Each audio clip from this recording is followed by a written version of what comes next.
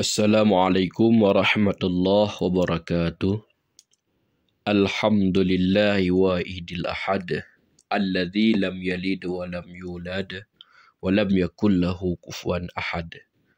Allahumma salli wa sallim wa barik ala sayyidina Muhammad wa ala alihi wa sahbihi ajma'in. Qala al-musannifu rahimahullahu ta'ala wa bi'ulumihi wa bibarakatihi fid daraini amin ya Allah rabbal alamin. Allahumma ftah alaina hikmataka wa anshur alaina min khazaini birahmatika ya Allah ya rabbal alamin. Allahumma rabbi shrah li sadri wa yassir li amri wahlul 'uqdatam min lisani yafqahu qawli. Alhamdulillah, pada kesempatan yang sangat mulia ini Allah memberikan kesempatan kepada kita untuk bisa kita melanjutkan pelajaran kita membaca kitab riwayat Nabi. Semoga bisa kita ikuti bersama-sama menjadi manfaat dunia dan akhirat. Baik, kita lanjutkan pelajaran kita yang judul besarnya adalah pengakuan seorang alim Kristen. Sesudah kejadian itu, kembalilah ia ke rumahnya dengan gemetar dan ketakutan. Ini kejadian yang terjadi setelah Nabi kita menerima wahyu yang pertama yang bertepatan di Gua Hira. Di saat itu, Rasul dipeluk erat-erat oleh malaikat Jibril. Ada beberapa kali. Setelah itu, ketika Jibril mengatakan Iqra, Rasul kita menjawab, saya tidak pandai membaca. Sehingga Jibril di saat itu mengatakan, Iqra bismi rabbikal ladzi khalaq. Maka apa yang terjadi di saat itu? Setelah Rasulullah melewati fase demi fase yang terjadi di Gua Hira, lalu beliau pulanglah ke rumahnya. Di saat itu, beliau dalam keadaan ketakutan. Tubuh beliau gemetar. Lalu dimintanya kepada Khadijah supaya menyelimutinya. Wahai istriku, selimutilah aku. Setelah perasaannya tenang kembali, diceritakannya lah kepada Khadijah kejadian yang telah berlalu tadi sambil katanya, di saat Nabi kita Muhammad SAW perasaan beliau sudah kembali seperti biasa, sudah nyaman, sudah tenang, barulah Nabi kita menceritakan apa yang terjadi yang sebenarnya yang telah beliau lewati di dalam Gua Hira tersebut. Maka di saat itu Rasul kita berkata, saya merasa takut diri saya dalam keadaan berbahaya. Rasul kita mengatakan kepada Khadijah, wahai Khadijah, aku merasakan ketakutan yang sangat luar biasa. Kalau saya merasa saya ini dalam keadaan berbahaya, wahai Khadijah. Lalu Khadijah menyahut, tidak, demi Allah, Tuhan tidak akan sekalipun menghinakan Tuhan selama-lamanya. Karena Tuhan adalah seorang yang suka menghubungkan silaturahmi. Kemudian suka menanggung beban orang yang susah. Suka mengusahakan keperluan orang yang ketiadaan.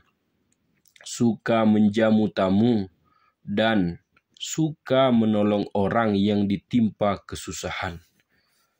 Khadijah menjawab, ya Rasulullah, wahai suamiku, tidak mungkin engkau dalam keadaan berbahaya. Demi Allah, Tuhan tidak akan pernah menghinakan engkau selama-lamanya, karena engkau senantiasa suka menyambung silaturahmi, suka menanggung beban di saat orang dalam keadaan susah.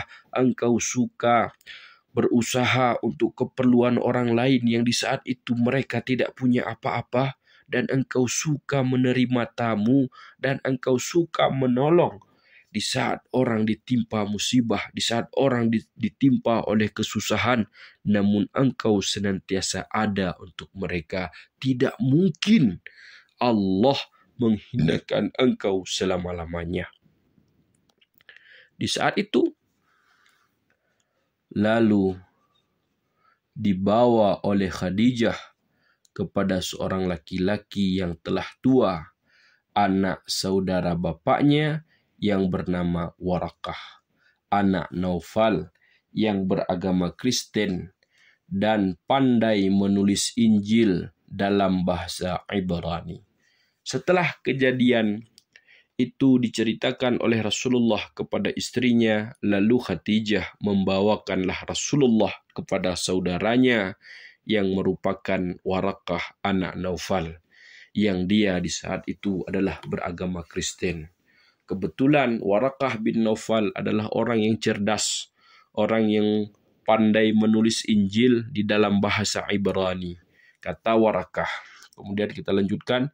Kata Warakah, yang datang kepada Muhammad itu adalah utusan Tuhan yang telah pernah datang kepada Nabi Musa dahulu, dan dia adalah nabi bagi umat ini. Warakah menjawab, yang datang kepada Muhammad yang telah memeluknya erat-erat, yang dia katakan tadi, Iqra bismi rabbikal ladzi khalaq, yang datang itu adalah utusan Tuhan. Di mana yang datang itu sebelumnya beliau sudah pernah datang kepada Nabi Musa untuk juga sama menurunkan wahyu. Maka perlu kita ketahui beliau Muhammad adalah seorang nabi bagi umat ini. Inilah jawaban yang diberikan oleh Warakah bin Naufal kepada Nabi kita Muhammad sallallahu alaihi wasallam. Baik, kita lanjutkan lagi.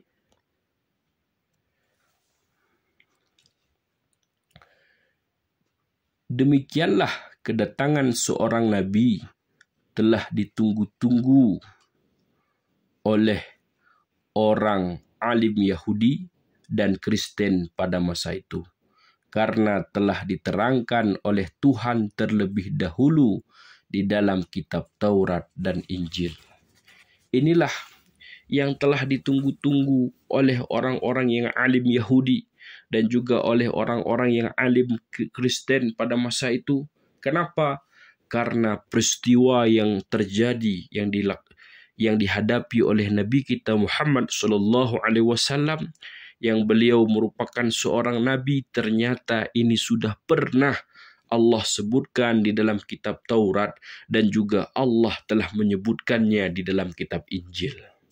Berarti benar yang datang ini adalah malaikat. Kemudian Nabi Muhammad benar sudah dijadikan nabi oleh Allah dengan diberikan tanda berupa wahyu yang diberikan oleh Allah kepada malaikat Jibril. Lalu malaikat Jibril menyampaikan kepada Nabi kita Muhammad sallallahu alaihi wasallam. Baik, kita lanjutkan. Agama Islam. Setelah menjadi rasul, berulang-ulang ia menerima pengajaran dari Tuhan, dinamakan menerima wahyu. Kadang-kadang disampaikan dengan langsung ke dalam hatinya, dan kadang-kadang datang malaikat dengan menyerupai manusia yang menyampaikannya. Pengajaran itu dinamai agama Islam, yang berarti patuh kepada Tuhan dan menuruti perintahnya. Pokok pengajarannya yang wajib diyakini dalam agama ini ialah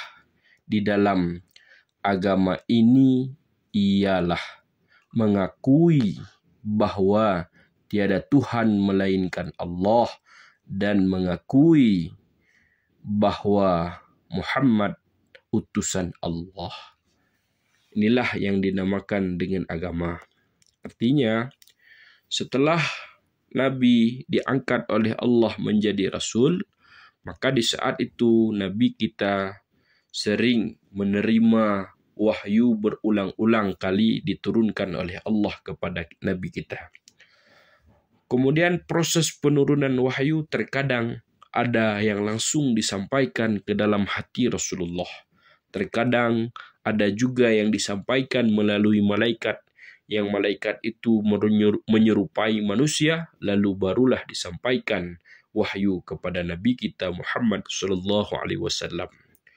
Kemudian pengajaran yang diajarkan oleh Allah kepada Nabi kita yaitu dinamakan agama, yang artinya kita patuh kepada Tuhan, menuruti perintahnya, menjauhi segala larangannya.